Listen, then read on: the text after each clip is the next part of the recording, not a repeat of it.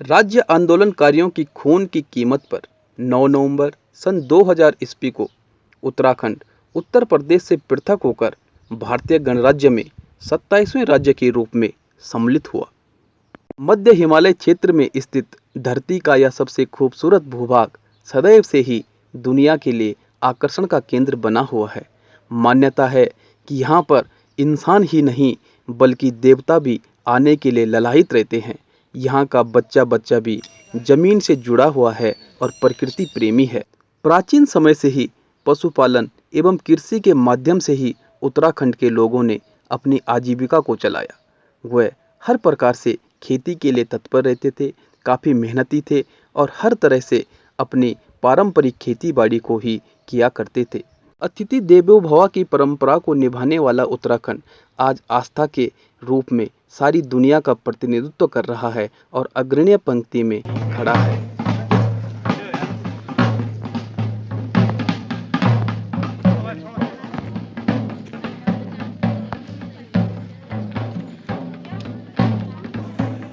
यहाँ के लोग अपनी समझ और ज्ञान के आधार पर अपने अपने स्तर से अपनी आस्था और पूजा पाठ पर लगे रहते हैं तथा देव यात्राएं करते रहते हैं। बद्री धाम स्थित बद्रीनाथ, केदारनाथ, गंगोत्री, यमुनोत्री एवं अनेक तीर्थ स्थलों पर दुनिया भर से लोग बढ़ चढ़ करके आते रहते हैं तथा गंगा और यमुना की छल छल बहती धाराओं में नहा करके अपनी आत्मा को पवित्र करने का पूरा प्रयत्न करते हैं। यहाँ की डाल डाल पर घुघती और हिलांस की मधुर कूक हर किसी को अपनी ओर आकर्षित करके उनका मन मोह लेती है। प्राकृतिक स्रोतों से निकलने वाला जल अनेक गुणों से भरा हुआ है और अमृत के तुल्य है, जिसे पीना काफ़ी लाभकारी माना जाता है। यहाँ पर स्कूली बच्चे भी काश्तकारी के क्षेत्र में अपने माता पिता का हाथ बटाते हैं। स्कूल जाने से पूर्व ही घास की गठरी घर पर छोड़ देते हैं और स्कूल से आने के बाद भी घास जाते हैं। लेकिन यह तस्वीर अब अतीत का ही हिस्सा रह गई है। बागानों के अलावा जंगली क्षेत्रों में भी फलों के पेड़ बहुत मात्रा में होते थे, जो अब दिखने को नहीं मिलते हैं। लोक कला और संस्कृति के क्षेत्र में जौनपुर, जौनसार का अग्रणी स्थान है। साथ ही साथ उत्तरकाशी, रवाई, रुद्रप्रयाग, चमोली, पौड़ी, चंपावत, बागेश्वर, अल्मोड़ा एवं और भी अनेक क्षेत्रों ने उत्तराखंड को गुलदस्ते की तरह सजा कर रखा हुआ है।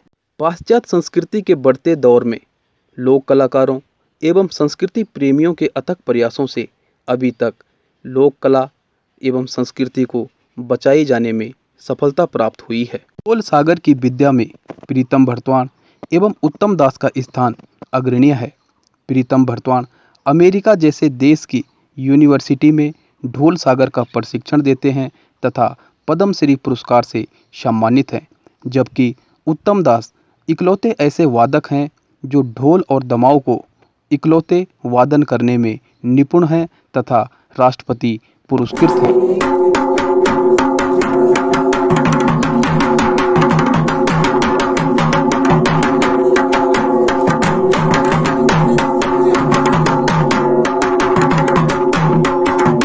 भले ही डॉक्टर प्रीतम भरतवाण को पद्मश्री एवं उत्तम दास को राष्ट्रपति पुरस्कार मिला हो, लेकिन भविष्य में ढोल विद्या की इस विरासत को संभालने वालों की कमी साफ तौर पर नजर आ रही है। पहले पलायन हुए लोगों की छानियां बंजर पड़ी और देखते ही देखते गांव में आलीशान मकान भी बंजर पड़ गए। उत्तराखंड में जहां एक ओर ऑल वेदर रोड का मेगा प्रोजेक्ट चल रहा है, वहीं दूसरी ओर ग्रामीण क्षेत्रों में सड़कों की स्थिति बहुत बदहाली में है, जो कभी भी हादसे का कारण बन सकती हैं। सरकारी अस्पतालों के हाल भी बदहाली में है, जहां डॉक्टरों की और मशीनों की साफ तौर पर कमी नज़र आती है। हजारों विद्यालय बंद हो चुके हैं, जहां पर शैक्षणिक कार्यक्रम बिल्कुल नहीं चलता। कृषि कार्य भी कहीं कहीं पर बहुत कम मात्रा में किया जा रहा है। कोदा झंगोरा जैसी पारंपरिक खेतीबाड़ी बहुत कम देखने को मिलती है। धान की खेती कहीं कहीं पर की जाती है, जबकि अधिकतर लोगों ने खेतीबाड़ी बंजर छोड़ दी है। लोगों ने अपने पशुओं को भी वीरान छोड़ दिया है और वो लावारिस इधर उधर घूमते रहते हैं। कोरोना काल में काफ़ी लोग अपने गांव वापस आए और कृषि के क्षेत्र में उन्होंने अपना रोजगार तलाशने का प्रयास किया।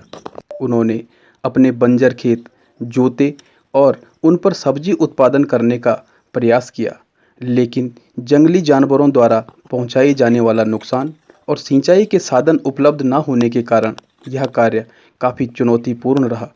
जबकि जिन लोगों के सिंचित खेत थे, उन्हें इससे काफ़ी लाभ भी प्राप्त हुआ।